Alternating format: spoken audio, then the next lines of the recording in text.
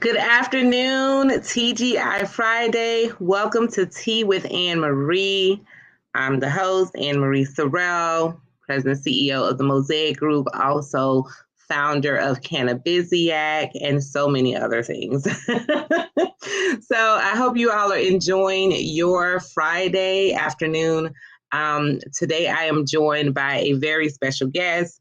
I am so excited to talk about this topic. Anyone who knows me knows that I like to stay on the cutting edge and in the know of what's happening in the world of business, technology, and so much more. And for those who are just joining me for the first time, Tea with Ann Marie is where I spill the tea on business, politics, and more.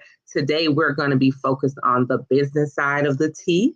And so I'd like to introduce my guest today, Miss Najah Roberts. Hey, Najah, how are you? I am incredible. How are you? Wonderful. I'm so glad that you could join me on today's show. And thank you for having me. I appreciate the opportunity.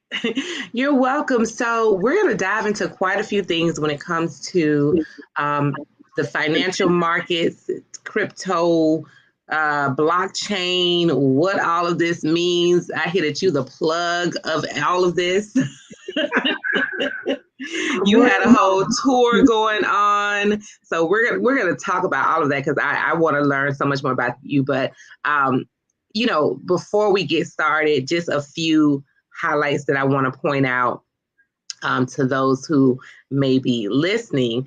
Najah is the founder, CEO, and chief visionary officer of the only African American owned brick and mortar cryptocurrency exchanges in the country, Crypto Blockchain Plug, located in Inglewood, California. And she spent 10 years counseling to thousands of inner city youth, business professionals, athletes, and families in the cryptocurrency and financial education space. You have worked alongside Kids Camp, Crypto Kids Camp, co-founding the Black Wall Street Wallet alongside Hill Harper, as well as founding the Bitcoin Bank. You've done annual digital financial revolution tour.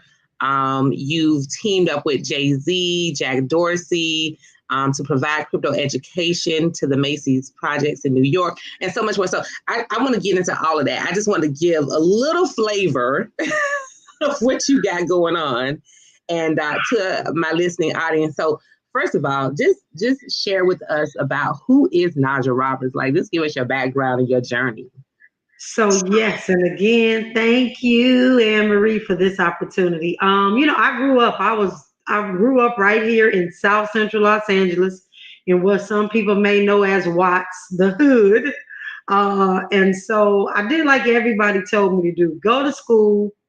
They said get a good education, but took me a minute to get, and I was a very good student because my mother's a teacher. I was a very good student, but a very hard-headed student. So I wound up in a lot of precarious situations, I'll put it that way, in which I wrote a book about that, and I have information about that. But I wound up graduating high school and barely getting to college by the hair of my chinny chin chin. The only school that accepted me was Bethune-Cookman College. So shout out to the Wildcats and the HBCU. I won't hold that against you. I'm a FAMU Rattler. That is awesome. I remember my first, because I was an aspiring cheerleader. I got to tell you, I'm going to tell you this. So I was actually going to be a professional cheerleader. Now, this was the goal all through high school till my senior year when I called the Dallas Cowgirls and found out they got $15 a game. No joke. No lie. Right? $15 a game. $15 a game. I am not kidding. And they still don't make much more than that, by the way. Talk about exploitation. Man, talk about exploitation. So anyway, I went to Cookman and I was a golden girl, but I had no idea about this. I had no idea about the culture of Black colleges. I absolutely love it. And to this day, I love me some FAMU, even though you all were our rivals, because those bands were saving my life. Just that whole atmosphere saved my life. And to be able to see people that didn't get along, but get along. because we came from a city where people didn't get along, they killed each other. And Mm. so seeing the interaction with Fam and Bethune-Cookman, I know it was rivalry, but in love. So that's a Yes. whole nother story. But Whole I'm just nother so happy story. to see you. I'm so happy to see you and know that you were at Fam. So anyway, so I did all those things, got my little degree, thought I was going to come back here and be the work for the district attorney's office because I was going to save my folks that were getting locked up. Well, long story short, that didn't happen. And I just wound up getting a regular old job, becoming a mother, working just over broke every single week, quitting that job because I was then having my second child and just thought we'd all be broke at home instead of broke and I'm at work too. And I became an entrepreneur, been an entrepreneur for 28 years and just really loving life, loving helping my community, and uh, financial services found me when I started again trying to figure out how to get people off the street corners, raising money for funerals because they didn't have life insurance. Only to find out that a lot of those things are systematically set up, and it is really what it is. And not just a lack of our not taking care of business. There's some things that are in place that have consistently kept us from having those types of assets to pass on. And so when I started realizing that, I started asking the Most High, what is it you want me to do? Because I know I'm supposed to be helping my people in financial services, but if all I have is what they're giving us and the roadblocks that are in front of me, so I got to figure out something else. And so, just a lot of prayer and a lot of anger for the actual, real, true financial services system. I was introduced to Bitcoin. First time I didn't get it. Second time I didn't get it, and I guess the Most High said, "Look, girl, I'm sending you a life raft for your folks, and you keep passing it up." So 2017, I decided to quit financial services as we know it, annuities, 401ks, insurance, blah, blah, blah, and just really delve into the cryptocurrency side. And that's where we are today. Wow. What resonated with me, Najah, is your consistent passion for helping our people. Absolutely. And it didn't Absolutely. matter what you were doing, that was always the goal and the vision. Yes, yes, because and I think that it started growing up. As I stated, my mother was a teacher. So I was literally bused out of Watts about an hour, 10 minutes from my house to an all Caucasian neighborhood. And I really couldn't understand, my parents had the same jobs as those parents, but my parents were always at work. And those parents had the leisure to do kind of what they wanted for open houses and field trips, and they had bigger houses, better cars. And I couldn't, early on, I realized something is wrong with what's going on.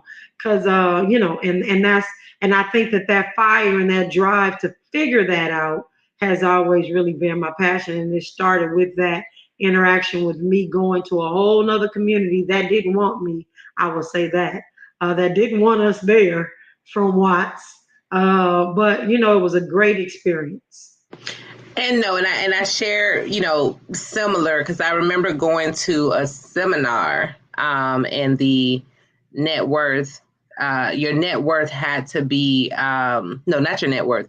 You had to have about $10 million in liquid assets. Yep. And I was like, I don't know why I'm here, but anyways, we gonna figure this out.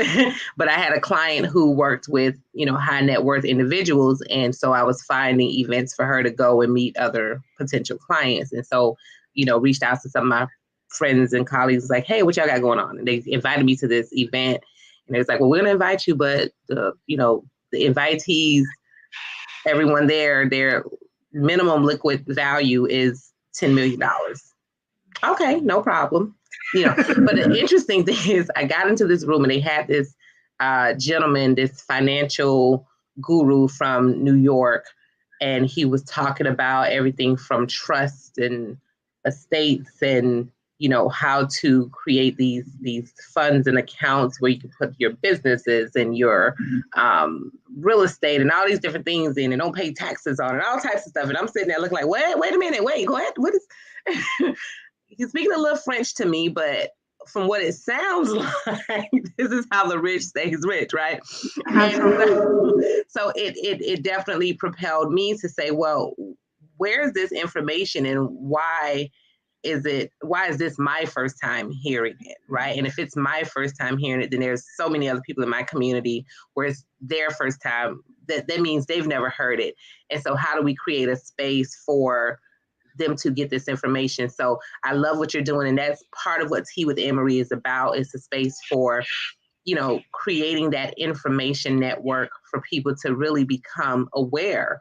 I think a lot of the issues stem from, of course, there's the systems that are in place, but then there's also awareness and education. So I love what you're doing. Let's talk more about how you've now taken that passion that you've had, your experience in the financial market. You've dived into cryptocurrency. You said knocked on your door, not once, not twice, but 3 times with Bitcoin.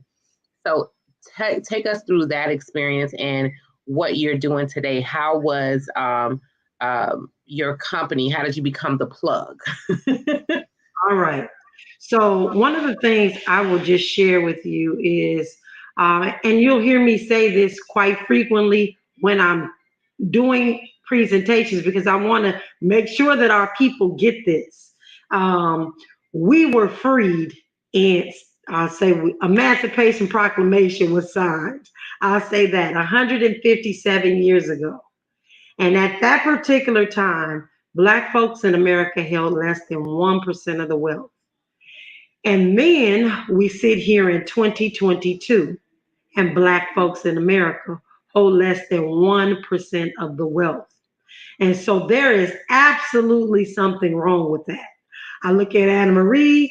I know Ann Marie is not lazy, neither is Najah Roberts, neither is tons of hundreds of other people that we know. But something is wrong. The system, and people would say rigged. It is not rigged. It was set up, the foundational pieces of financial services, once I started digging, was designed for us never to be winners, for us to always be workers, because they need someone to work and run their companies. And so because it's set up that way systematically, no matter what we do and how hard we try, at the end of the day, unfortunately, there's some outliers. I know that there's some outliers. So you say, what about the Robert Smiths and the Oprah Winfrey's and the Tyler Perry's there's some outliers. I do not deny that. But the mass majority of folks will never obtain that type of wealth, because it just wasn't structurally set up from the very inception of these banks, these institutions. And at the end of the day, I was saying all the financial services products that we are offered wind up going back through the same people that created a space for us not to be that accredited investor, for us not to be able to qualify for the different things that need to happen. And so with that being said, again, I was asking the Most High, like, what is it I can do? And when I took a look at Bitcoin specifically, I saw a technology and I saw a way that Black folks could actually close the wealth gap. Because when I started looking at this, the wealth gap was about $175,000 in the bank that nobody, and I definitely didn't have it in the bank. My mother didn't have it in the bank after being a teacher for 50 years. My dad in the aerospace division didn't have it. My neighbors, my cousins and relatives, like nobody had $175,000 in the bank of liquid assets, which the opposite families absolutely do. And not only that, I was continuing to watch other people come into this country and be offered from the gate the business loans, the house loans, the interest only things, the lines of credit that we were never afforded the opportunity because we weren't foreigners. And so I started really looking at this thing called Bitcoin, and I'm saying, well, wait a minute. If that group of folks that I'm talking about and looking at and searching do not control this, then there is a possibility that if we get this correct as Black people, we can now be our own banks. We can hold our own money. There's no stopping us because they cannot, because this product is a decentralized current. Nobody owns it.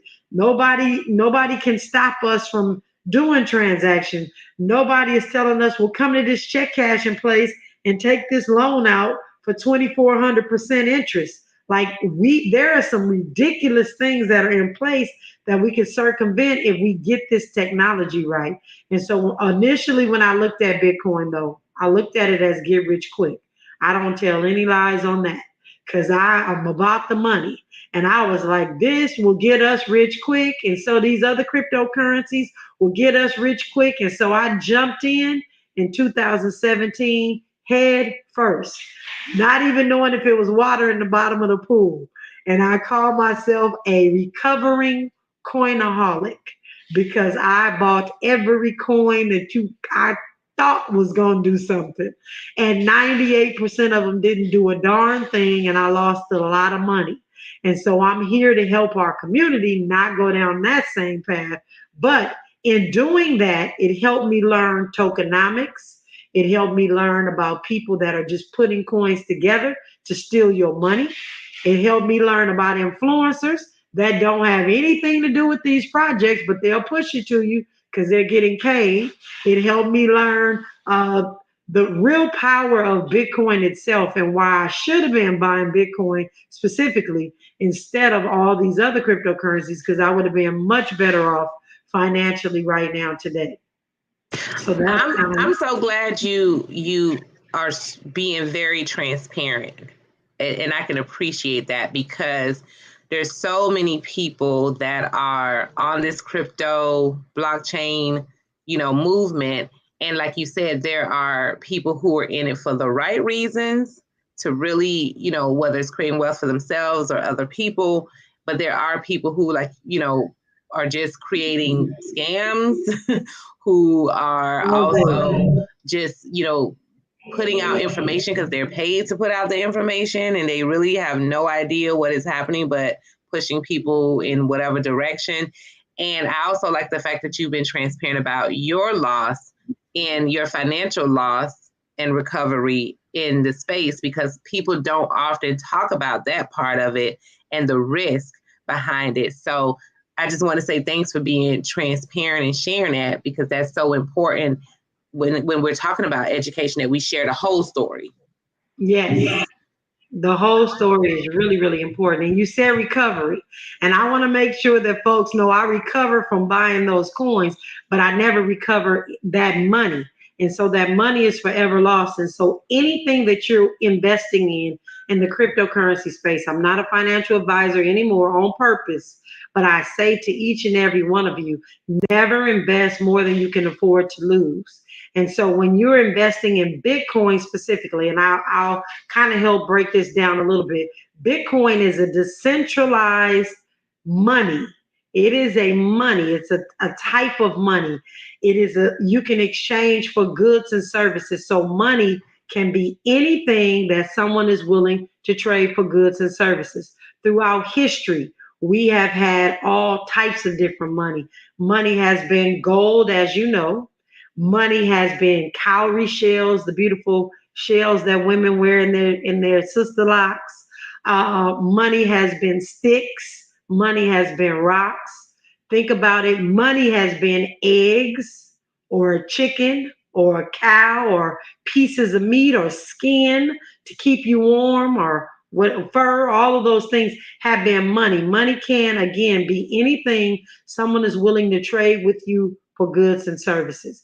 And so we progress throughout the years from bartering to gold, and then we move from gold into what we call fiat today. That's your paper dollar and the coins. But the paper dollar, if you look up fiat, it says we're on the fiat system right now in the United States, but it says it is money without any intrinsic value other than what the government states it's worth.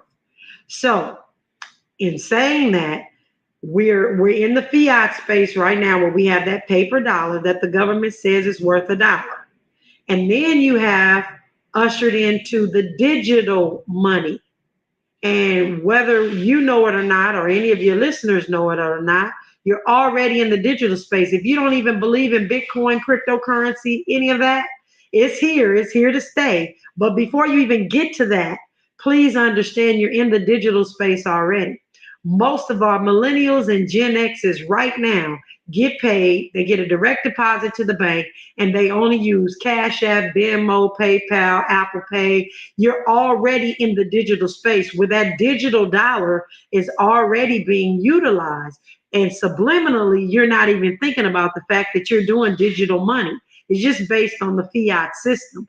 But as they begin to pull back the fiat system and we go 100% digital, you're going to have they're going to have full control over, let's just say, the Venmo, PayPal app. How many times have you gotten paid on PayPal and they hold your money for 21 days? Or just all of these little different things that happen with these digital platforms. But with Bitcoin, you don't experience those types of things. So again, Bitcoin is this new stage in the evolution of money after Apple Pay, Venmo, PayPal. Then you got your Bitcoin, your cryptocurrency.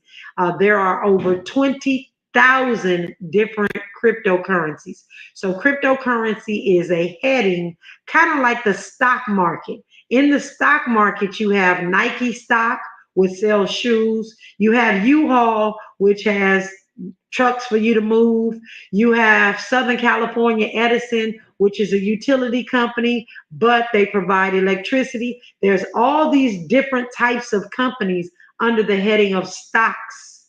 And so with cryptocurrency, it is a heading. But under the cryptocurrency, you have Bitcoin, which is the money. And then you have all these other companies and coins that do all sorts of other things. You have like a repo coin. They repossess cars with their company. You have these non-fungible tokens, the NFTs, which are used for art. And so again, different from money. They're art. They're repossession cars. They're making internet better with something called Skycoin.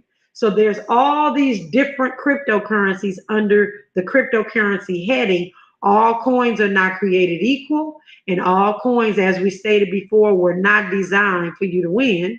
Just like some of these other companies that they're selling you on the other side were not designed for you to win, but rather you invest in their vision. They take your money, do whatever they want to do, and you hope that you're going to get some gain from it. Bitcoin is totally separate from all those other 20,000 some odd coins because it is decentralized. No one person owns it or runs it. The group of us that utilize it, we run it. But all those other cryptocurrencies, 9 times out of 10, you can put your finger on who owns it, who created it, why they created it, and they have pretty much a monopoly over that coin. Even if you buy it and they decide they want to just run off with all the money, there's nothing you can do. It's gone. And so just make sure that you're listening and hear that all coins are not created equal. No, I was just, that right there is a gem in itself because wow, how you just broke that down with crypto being the overarching, and then you have Bitcoin and then these other companies. So thank you for breaking that down and really helping just simplify that and helping us understand that with Bitcoin, there's no ownership per se. And you're right, because there are these different coin companies that are coming up, and you can go on apps like Coinbase and see different ones. And you like you say, you invest and you hope to get a return. And you're probably going to go there, but I wanted you to talk about the investment side of it first, like putting the money in. How do you expect to get a return?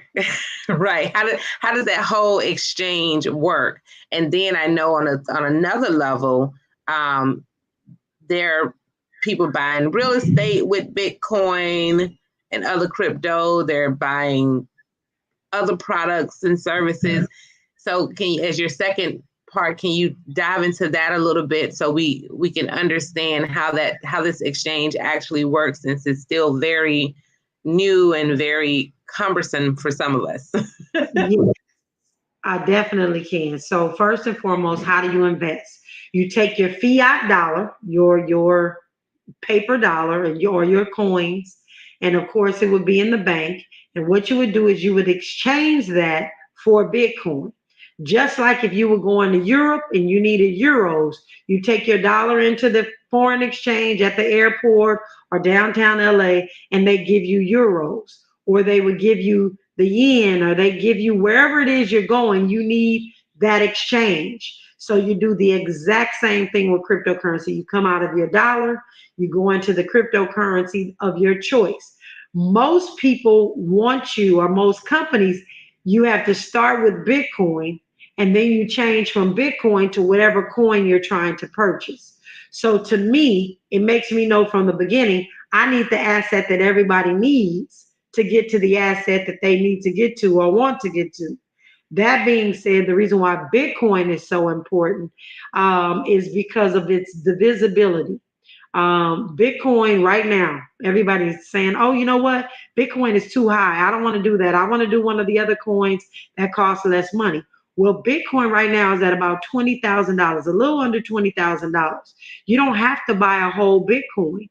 The way Bitcoin was structured is so that the regular everyday person who had $1 or $5 or $6 could come in and buy just that amount of Bitcoin. We call them Satoshis. Satoshi is the smallest increment of a Bitcoin, like the penny is the smallest increment of a dollar. So if you have $6 and you want to buy Satoshis, you buy yourself $6 worth of Bitcoin. Borrow those $6 worth of those Satoshis. And you would get 6 pennies, and you keep stacking those 6 pennies till they got to $1, till you had 100 of them, and they would be $1. The same thing with these things called Satoshis. You keep stacking them. You every day or every week you say, hey, I got $10. I'm not going to Starbucks today. Let me put $12. And you keep stacking those Satoshis until you get to 100 million of them, which makes one Bitcoin, which would then equal the $19,000 that it's at today.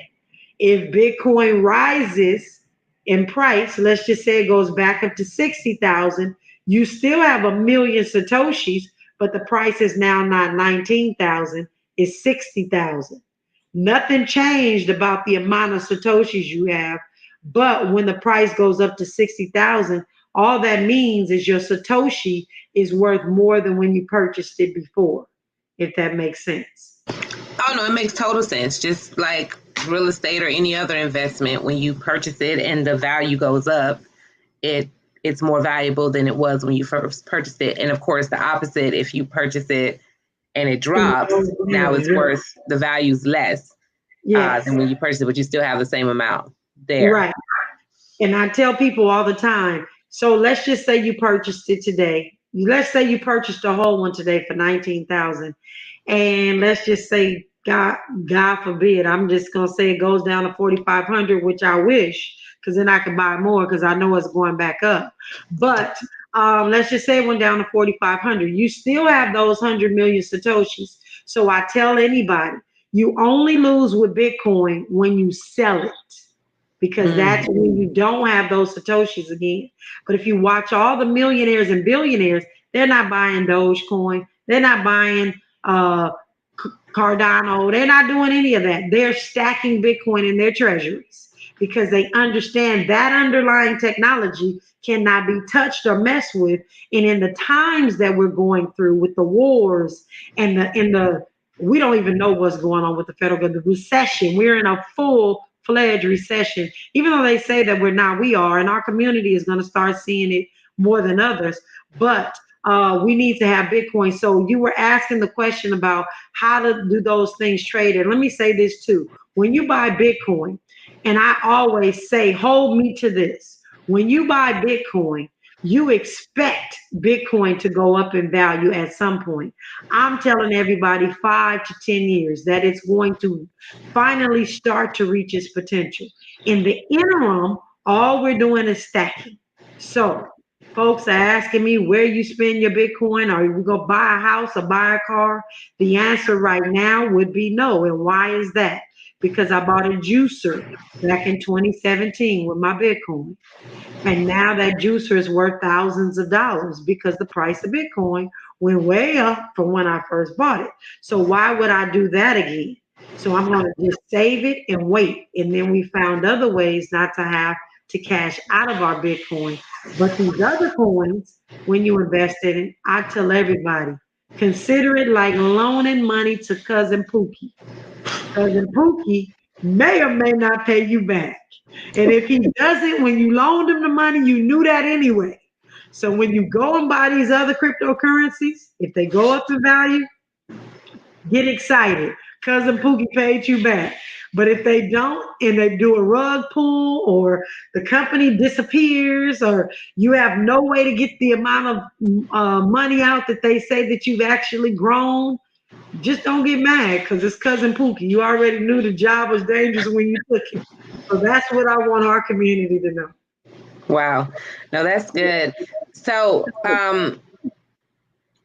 now crypto, the technology behind Bitcoin and all these other currencies is blockchain. Can you talk a little bit more about what that actually means? So blockchain technology, blockchain is like a sophisticated database. Okay, so databases do four things. You input information on there, you share it with other people. If you don't like what's on there or you need to make an alteration, you make an alteration or you just delete it altogether. That's what databases do. Blockchain is the exact same thing, except it only serves two functions. You put the information on there, you share it with everybody, it cannot be altered and deleted in the case of Bitcoin. But there's several blockchains. Everybody has their own blockchain. So if somebody owns it, they can do what they want to do. They can change it, they can alter it, they can delete it, they can do all those things. But with Bitcoin, that cannot be done. And so that is why I really push people towards understanding the technology. Yes, blockchain is a place where information is stored and carried out, or it stays there forever. It's not supposed to be changed. But again, because all these other companies are coming on the scene, they can kind of do what they want to do. But what we do know is that blockchain is going to be used to hold things like your medical records. We're using it right now with Bitcoin for money. Several other companies are using it for money, but it's also going to be able to use, you know how when you buy a new car and you get Carfax, tells you if the car's ever been in an accident. If people are driving a Tesla, it even tells you when somebody bumped it on what side. And you go to sell the car and it asks you, have you ever been in an accident? You're like, no. And you have to put with these new Teslas and this other stuff, they have to pull the whole car history. It was bumped on the right side. It was this. That's kind of like blockchain technology because it doesn't allow you to lie or cheat. So that's going to be they're going to start putting our resumes on the blockchain. What do you think is going to happen to folks when you can't change your resume just a little bit to meet that job? We've been able to do that, and so has everybody else in the world. Hey, I worked somewhere for 10 years, and you might only work there for 10 days, or your mother even owns the company. Those are the things that you can do right now because databases can be changed and altered. Blockchain does not give you that option in the purest sense. And so blockchain is immutable. Blockchain is supposed to be and I say supposed to be because there's companies that have their own blockchains. They're going to do what they want to do. But just know Bitcoin has a pure, immutable, decentralized blockchain that a network of people check to make sure every transaction is really that I have the Bitcoin that I'm sending to Ann Marie. And so just like Visa, you go to the store, you swipe your Visa card or your ATM card, and you're buying a loaf of bread from the store. The store wants to know in the records if you really have the money to pay for the bread so they can allow you to take it out the store. Cryptocurrency works exactly the same. When a transaction is done, there are people called miners that have computers that validate that I actually have the Bitcoin in my account to buy the bread for, and that Bitcoin is being transferred to the merchant, if that makes sense. So that's exactly what's coming on. And all that happens on the blockchain 24 hours a day, 7 days a week, does not stop. And the blockchain cannot be shut down.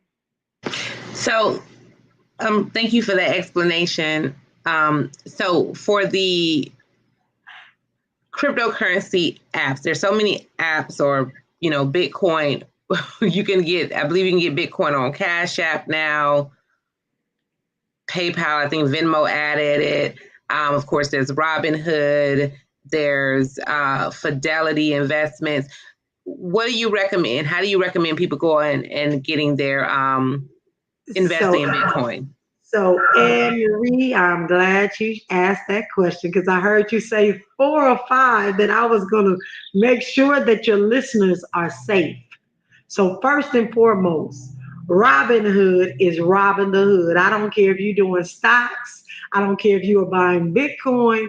Robinhood is not one of those that you want to be on, because the fees are astronomical.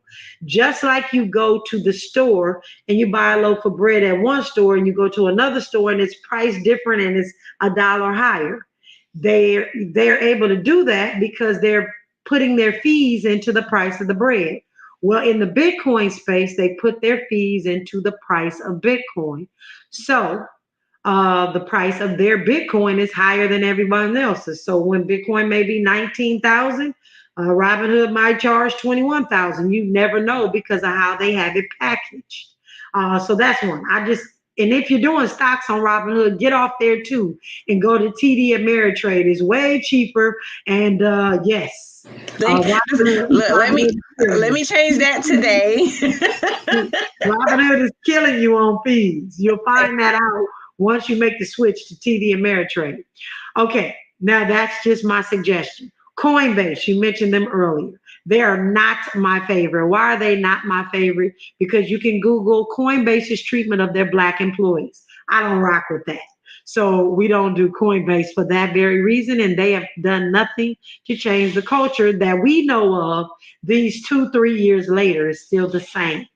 We don't rock with FTX. FTX is an exchange. They came out with the nigger coin last year. So please know that.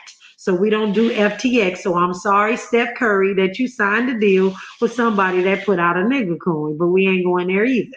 So that one is one that I don't recommend. We talk about Cash App. Cash App is great, in my opinion, because of the accessibility to the Black community. However, Cash App has a lot of restrictions. So if you're going to buy a big amount of Bitcoin, Cash App ain't the place to do it. If you're going to do $2, $1, $5, $100, $1,000, you're good. Because when it's time to get it off their exchange, you need to be able to put it in your own private wallet. We're going to talk about that in a second, because this space is about being your own bank, holding your own money, not leaving it on Cash App or Kraken or Gemini, because they own your Bitcoin or your cryptocurrency and not you. And so let me get on to the exchanges you never, ever want to use. Ever, ever. Venmo, PayPal. Never, ever, ever. They never allow you to take it off and put it into your wallet. Now, Venmo had said that they were allowing people to take it and put it in their wallet, but everybody that I've talked to, their account is still restricted. SoFi is another one that you buy Bitcoin from. It's just like buying groceries at the store and having to leave it at the store and let them eat it. And then when you feel like coming back and getting your money, they just give you your money back. That's what you're doing when you're using Coinbase, PayPal, Venmo. Well, Venmo and PayPal specifically, SoFi, and one called Webull. They don't allow you to pull your Bitcoin off either. But a lot of people are buying it, even on Coinbase, Kraken, Gemini, Binance. They're buying their Bitcoin, but they're never taking it home. They're just leaving it on the shelf.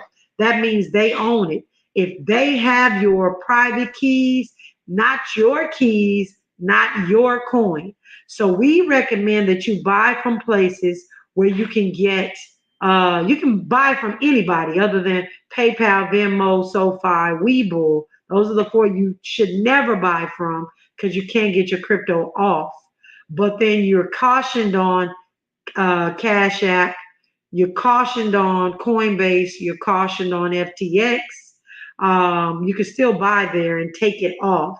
But we like to use the Black Wall Street to buy smaller purchases. That's an app that you can download on your cell phone. But also Crypto Blockchain Plug, which is my company.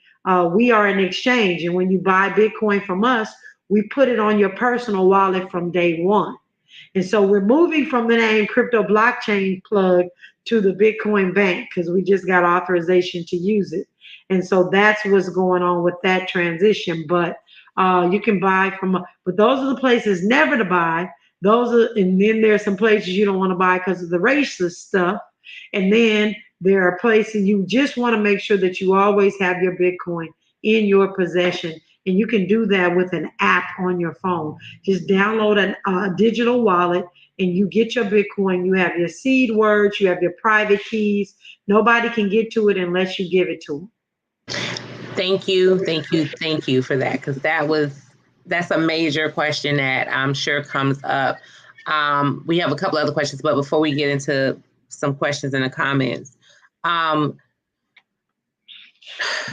me more about Black Wall Street and Bitcoin Bank. You touched on it very briefly just now, but I want to learn more. I know the Black Wall Street, I mentioned earlier that you have a collaboration with Hill Harper on that.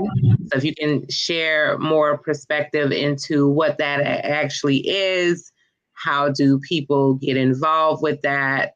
And then congratulations on Bitcoin Bank. And I think that's BANQ, right? Yes. Yes. Okay. So tell us more about both of those, because that's amazing, an amazing accomplishment. Thank you. And so first of all, I'm thankful to Hill Harper for asking me to be the co-founder of his wallet. He is a tech founder. So even though we know him as an author, of a New York best-selling author, a philanthropist, a movie star on TV, this dude is a tech founder. And he came up with this wallet because he wanted to compete with Cash App, because he said he got tired of hearing them say Cash App is for the culture, when unfortunately it's not. It is for the culture because we are the ones that use it the most, but that money doesn't come back to our community. And so he created the Black Wall Street wallet so that the digital space would have a place to go. And so he did that early on, and he brought me on as his co-founder last year. And I'm just forever grateful. I think the platform is phenomenal. You can get educational courses on there. You download it on your Apple Store, on the App Store, or the Google Play Store. The Black Wall Street. It's like a black background with a purple, kind of looks like a sun. You can go on there and you can get as low as $6 worth of Bitcoin every day, every month, every week, whatever you want to.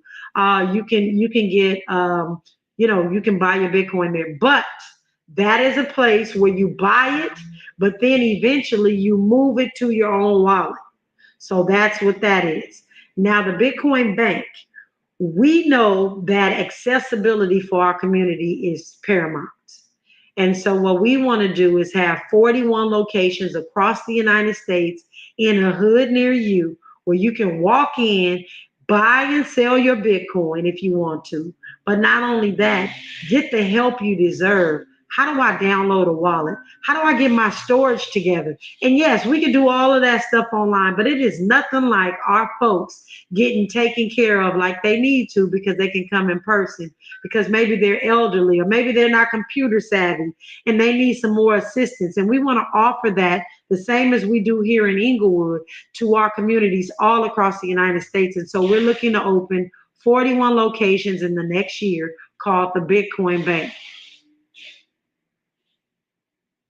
What does that location look like? Just so, because, I'm in Florida. Mm-hmm. So if there's a way that, we can possibly help you establish and expand, what does that look like? Is it a 1,000 square foot space? Is it a big bank? Is it like, what does that look like? So I would say that the best space would be about 4,000 square feet or bigger. And so it's kind of like a WeWork for people that are in cryptocurrency and blockchain. But not only that, we hold events like Wine Women in Crypto, On the Block, Bitcoin Business Basics, Coinomics, which is like a Shark Tank, where we bring the coins in and we say, why did you create that? Why are you pushing it to our community? Well, how is it going to benefit our community? Who are you? What track record do you have? Why should we be giving you our money? Those are the types of conversations that we need to have within our community about the different coins that come up. And that's what we do with Crypto Blockchain Plug, aka Bitcoin Bank, which what we're moving to. And so we're going to have those everywhere so that people can come in for meetups. We set up wallets, they can get education, just all of those things. That's what we're working on. Well, I would love to collaborate with you to start doing some pop-ups in Florida. I do have 2 co-working spaces myself. What? So, okay, that's awesome. That's so awesome. we should definitely have you do some pop-ups just to start that introduction here in South Florida. But we can talk about that offline. I love it. So there's definitely some comments. Someone says, wow, you should put this in a book. And you did say you're an author. Have you put this in a book yet? So my one book, which I don't have here, I do have, but I don't want to be all out your camera, is called Becoming Najah. And so it talks about how I got to this point. But then I have another book that will be coming out right around Christmas or right after Christmas. And it's called The Queen of Crypto. And that all will be in the book. Absolutely. And you said it's coming out in... Should be like when you are, well, you're in Florida, so you won't be snug and in the cold like the rest of the country. Because I'm here in California too. But it's going to come out between Thanksgiving and New Year's. We're going to do, the Queen of Crypto will be here for everyone to get all this information. Well, listen, I would love to invite you to Florida for a book signing. You just let us know when it's ready to go. And we can do the pop-up book signing, all that in one. Absolutely. I love to. And then how do we, so I think we have your website scrolling at the bottom. Oh, you have a youth component. Can you touch on that? Yes. So we have a Crypto Kids Camp. And what we say is we go beast mode on breaks.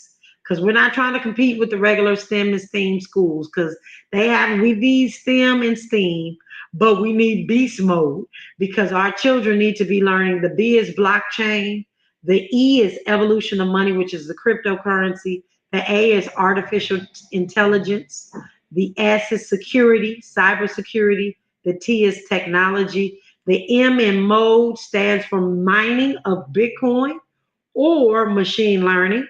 The O is online gaming, the D is decentralization, and the E is engineering. And so we go beast mode with our kids because it is high time for our community to understand the workplace is changing and technology has got to be at the forefront of anything that we're aspiring to do. I don't care if you want to be a doctor. You need to know robotics because the robots are doing the actual surgeries. You're in the room as a surgeon, but the robots are doing these surgeries because there's less human error. And so there's a lot of things. I don't care what, if you've been ready to be an attorney, they're now feeding the law books into the machines. It's called machine learning. And they're starting to litigate cases. We're still going to need attorneys, but you still need to understand how this technology plays a part in your actual discipline. And so we got to get our kids thinking about this technology early on. I absolutely love that, Najah. And, like I said, we'll be talking offline because my wheels are already turning. And for anyone else out there where their wheels might be turning, that may want to collaborate with you and your organizations, the different initiatives and efforts that you're doing, if they want to bring it, I have people listening from all over the country. So if they want to bring Najah Roberts and your various initiatives to their community, what do they need to do next? How do they get in touch with you? How can that happen? The easiest way is just send an email to asknajahroberts@gmail.com. Ask Najah Roberts gmail.com, and we'll get right back with them and we'll make some things happen. We are so open for collaborative partnerships. I really firmly believe that collaboration is a new business model, and we all need to be working together as against working against each other. And so I'm here for wherever you are in the country or in the world for that matter. Let's get it. We got to get our people educated. Absolutely. And one last, I don't want to overlook someone's question that we had about Bitcoin, just going back real quick. When there's let me just kind of go back. If the value goes up and then goes back down, does their percentage of their ownership still stays the same whether it goes up or down? Right. Yes. And so one of the best illustrations, and you mentioned real estate a few minutes ago, and that's one of my best illustrations. You buy a 3-bedroom, 1-bath house in the neighborhood, and everybody is fighting and killing each other, and all kinds of things are happening. Police are scared to come in there. The property value drops, but you still have that 3-bedroom, 1-bath house. Well, on the flip side, you buy that 3-bedroom, 1-bath house in the neighborhood, and then Starbucks comes in, and then they put in a Whole Foods, and then they start making it look nice. You haven't done anything to the house, but the property value goes up because of the neighborhood around it. You still have a 3-bedroom, 1-bath house. That's exactly how Bitcoin is. You still have those Satoshis, but the value either goes up or down, and it fluctuates every day. It is volatile.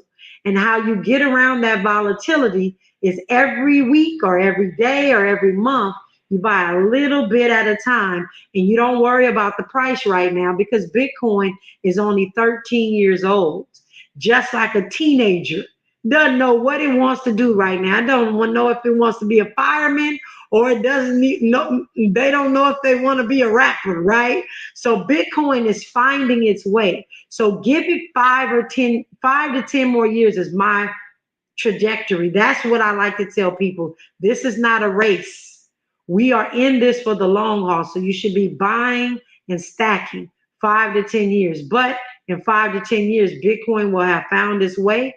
And then when the value is where it needs to be for you, you can either cash out or you can take a loan against it so that you still keep that asset in the family. Just like you don't sell Big Mama's house. You take a loan against Big Mama's house and you keep the asset. Bitcoin can be done the exact same way. And if you do it that way, you have no taxable incidents. But when you buy and you sell, taxable. You buy and you buy this cryptocurrency, taxable. Then you buy this cryptocurrency, taxable. Then you come back to Bitcoin, taxable. Then you cash it out for money, it's taxable. And a lot of people that are saying, oh, I made this money and I did this and I did, they ain't paid nan tax. And when they do have to pay taxes, they're going to be in trouble because they didn't think that they owed 30% in taxes because they were just buying and moving and doing all these other things. So my suggestion until this space really gets its footing is that you buy Bitcoin specifically, Satoshis, $1 worth, $6, $10, $100, and just really hold it and just continue to stack. And so I teach that every day on the radio. I'm on Tavis Smiley, has a radio station here in LA, and I teach a show called Ahead of the Crypto Curve. Your time, it will be 4 p.m. Eastern, which is 1 p.m. my time. But I educate every day, and every day on the air, we buy $6 worth of Bitcoin. So you people can figure out, oh, I'm buying $6 while it's 19,000. And tomorrow I'm buying $6 and it's 17,000. Now I got more today than I did yesterday because the price fluctuation, and they understand, and it makes it a lot easier. Love that, Najah. Thank you so much for that. And of course, website cbplug.com to learn more about and connect with Najah Roberts. Her email address is in the comments. Ask Najah Roberts at gmail.com. Any closing thoughts that you'd like to share with our audience before we close out this segment? Yes, ma'am. I just want to again say thank you to you, Ann Marie, for having me today. And just to let everybody know, look, this cryptocurrency thing is not going anywhere. at all. Not, and I'm not saying anytime soon at all. Our government is already figuring out a way to try to regulate it. They're already figuring out how to get their own cryptocurrency going. China's already gotten they're already gotten their cryptocurrency going. Get off zero and just start with the asset called Bitcoin. $6. Watch what it does. Put $2 or $3 every month, but just don't sit on zero, because when you need it, you need to have it in your arsenal. Thank you so much. And for everyone who is listening, as always, please make sure you share this video. A couple of quick announcements for my cannabis industry folks. Hopefully, I'll be seeing you all in Jamaica at CanX Jamaica next week. I'm so excited. Another emerging industry that we have to make sure our people are a part of. And we do that with Cannabisiac, which is your stop to learn and get educated and, start and grow that cannabis business. We have our business incubator program that is starting. Our next cohort is starting in January. So you can go to cannabisiac.com to learn more. And of course, we're looking forward to connecting with everyone in Jamaica next week for the CanX conference. It's not too late to register. If you go to cannxjamaica.com and just put in Cannabisiac as your promo code. And we'd love to see you down there and connect with you. Of course, you can check out all the other great things we're doing at the Mosaic Group. We just launched with the City of Miami Gardens a new campaign, Where You Want to Be. It's Where You Want to Be, and a sneak peek of the Miami Gardens metaverse. So talking about technology and staying on the cutting edge. That's what we're doing with our clients. So check out discovermiamigardens.com just to get a sneak peek of what the Mosaic Group does, because that's what we do. But I look forward to connecting with everyone. Make sure you check out Najah Roberts. Also visit AnnMarieSorrell.com. Pick up one of two or all of my books, as well as follow me and join the AM Tribe, where you will receive continuous updates. And as always, on Tea with Ann Marie, we're spilling the tea on business, politics, community happenings, and make sure you live out loud, laugh a lot, love unconditionally, and live audaciously. Love y'all. Have an amazing Friday. Thank you again, Najah. And we'll see you soon. We'll connect. We've got a lot of work to do together. Thank you, sis. Thank you.